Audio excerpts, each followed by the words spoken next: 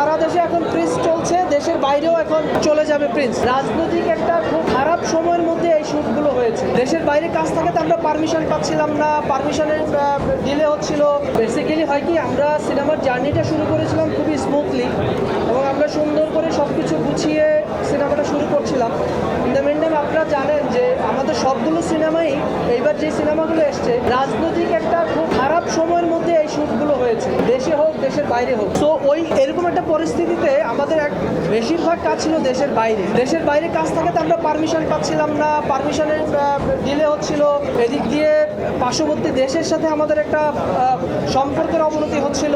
সব কিছু মিলে আমরা আসলে একটা টাইম লাইনের মধ্যে পড়ে যাই যে আমরা এই নির্দিষ্ট সময়ের মধ্যে এই সিনেমাটা আমাদেরকে শেষ করতেই হবে এবং সিনেমাটা আমাদেরকে ঈদে রিলিজ দিতে হবে। এইটা আমাদের জন্য খুব কঠিন একটা জার্নি ছিল যে অন টাইমে জিনিসটাকে শেষ করা এবং এই টাইম থেকে বের হওয়ার কোনো সুযোগ নেই। যদি একদিন সময় আমরা এদিক সেদিক হয়, আমরা সিনেমাটা রিলিজ দিতে পারবো না। এরকম একটা সিচুয়েশনের মধ্যে থেকে আমরা পুরো সিনেমাটা করেছি এবং আমরা চেষ্টা করেছি এইটাকে কোনো অজুহাত হিসেবে দাঁড় না করিয়ে অন্যান্য সিনেমাগুলো যেভাবে এসছে একদম সম্পূর্ণভাবে সিনেমাটা দর্শকের সামনে নিয়ে আসতে চেয়েছি এবং আমরা এনেছি।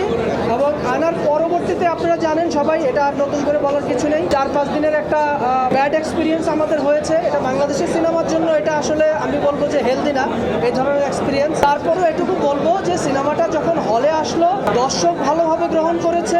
হল থেকে বের হয়ে দর্শক পজিটিভ রিভিউ দিচ্ছে, ভালো বলছে এবং সেই অনুযায়ী দর্শক এখন প্রিন্সকে গ্রহণ করেছে এবং সারা দেশে এখন প্রিন্স চলছে, দেশের বাইরেও এখন চলে যাবে প্রিন্স। আমি ওভারঅল বলবো যে এটা একটা টাফ সিচুয়েশন ছিল, বাট আমরা ফাইনালি ফিল্মটা দর্শকের সামনে এনেছি এবং আমরা আমাদের 100% এফোর্ট দিয়ে এনেছি। সবচেয়ে বড় কথা হচ্ছে আমাদের এই সিনেমাতে মেগাস্টার শাকিব খান আছে এবং পাশাপাশি যেই ক্যারেক্টারগুলো ছিল প্রত্যেকটা আর্টিস্টই আসলে প্রফেশনাল এবং এত বেশি কোঅপারেটিভ এবং ওনাদের কোঅপারেশনের কারণেই আসলে আমরা অন টাইমে সিনেমাটা শেষ করতে পেরেছি। ওনারা যদি এই কোঅপারেশনটা না করতো সেটা অসম্ভব ছিল এবং সাকিব ভাই তো স্পেশালি বলতে হবে, উনি সর্বোচ্চটা দিয়েছেন এবং উনিও বুঝতে পেরেছেন যে আমরা একটা টাইম লাইনে পড়ে গেছি এবং আমরা রাত দিন খেটে সিনেমাটা এনেছি এবং আমি আমার ফুল এন্টায়ার টিমকে আমি ধন্যবাদ জানাই যে আমরা ফাইনালি সিনেমাটা সামনে নিয়ে আসতে পেরেছি। আমরা হলে চলে যাব, সিনেমাটা দেখে দেন আমরা সাকিব ভাই চলে আসবে, আমরা কথা বলবো।